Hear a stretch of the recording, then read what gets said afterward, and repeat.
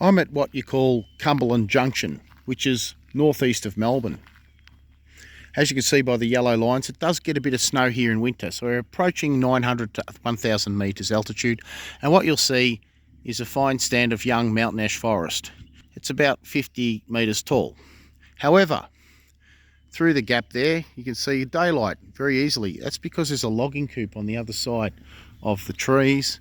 And once again over here, through the gap, you'll see that there is no forest on the other side of these trees. As I take off in the car, you'll see that the roads are lined with forests of only about 50 metres wide, with trees that are about 50 metres tall. Now this is a typical example of a juvenile forest reaching maturity and then getting harvested. This is the systemic cycling of forestry in Australia, leaving our forests in a perpetual state of danger for fires, because juvenile forests are thinner, shorter, more clustered together trees, no under canopy, no established undergrowth, and prone to fire. A forest of kindling. So here we are at the picnic area, and this is much worse than I remember it when I was a young fella. They've even got a forest of kindling in the car park. That there is just waiting for the next summer to go all up in flames. I think they logged it here. There's some evidence of what used to be here. This one here is absolutely huge. You can even see the stump. Let's get out and have a look. This is what Cumberland Junction is supposed to have. Why they cut it down, who knows, and didn't use the timber. That's why they had the picnic ground here at Cumberland Junction. But the decades have passed and nothing is left. Nothing but vandalism. And you won't hear about this on mainstream media because they want you to eat bugs and reduce your CO2 footprint. But they won't tell you what's really going on and why we have all these terrible bushfires in Australia. That there, I can't think of a better design for a fire.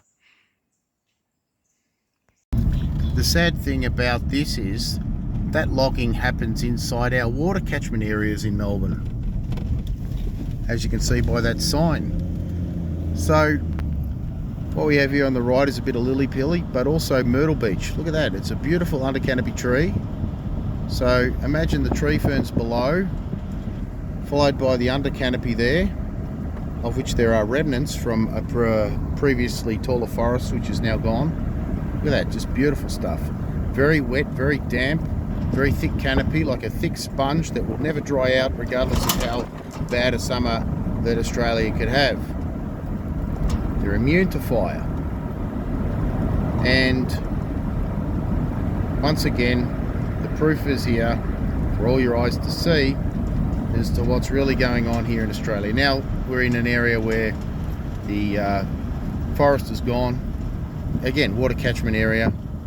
It's disgraceful that they let this happen inside a water catchment area. And we have a remnant tree fern stand there with virtually nothing overhead, exposed to the daylight, but it still maintains itself because it's already established from a previous forest.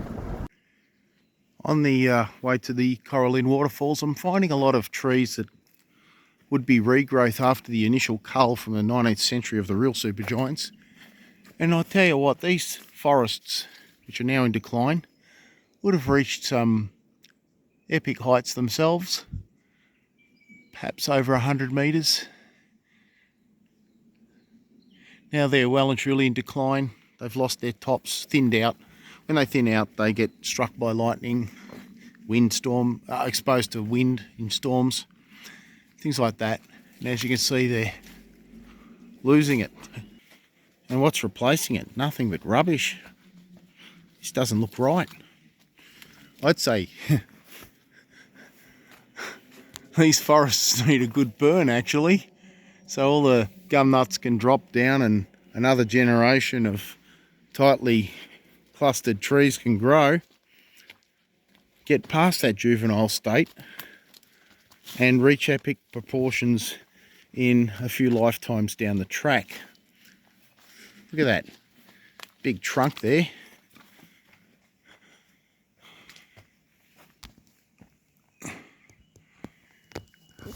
Pretty sizable, even with the tops missing. So there's an example on that tree up there that's dead. It's got charcoal on it. That shows you that the fire went through here. There's a lot of it amongst the bush, but it's in the bush, I can't show you. So that was from the 2009 bushfires. Let's have a look what's left. Well, we've got our myrtle beech here. Very beautiful tree, that one. That has survived. There's another one there.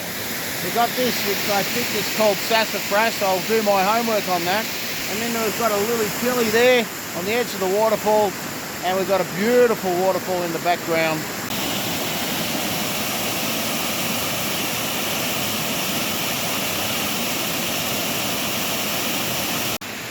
And this is a beautiful little waterfall up near Cumberland Junction, past Hillsville. No, what am I talking about? Yeah, of course, past Hillsville, past Marysville as well, past Warburton.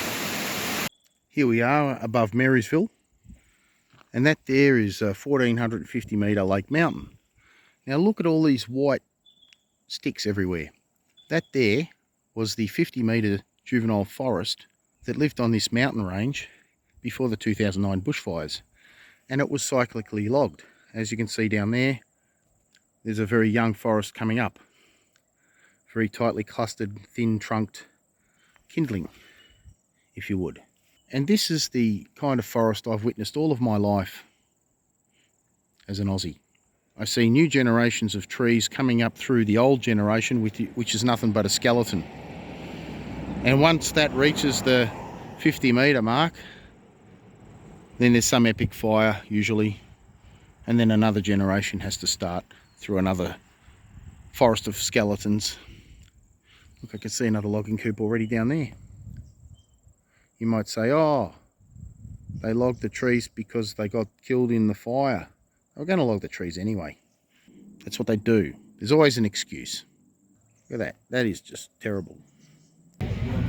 Well, this is a nice way to finish the day at Marysville. Didn't know about these parrots at the bakery. Birdie num num. Birdie num num. I'm on my way back from Marysville now, and I thought I'd stop off on the Black Spur, which is northeast of Melbourne, and the water catchment area for the Maroondah Dam. And what we have here is a pretty good example of how these forests are meant to grow. What we see here is a sea of billiard cues competing for light at the top, extending higher and higher. And that's a good example of how it's meant to grow. This is a very young forest, of course, but a good example.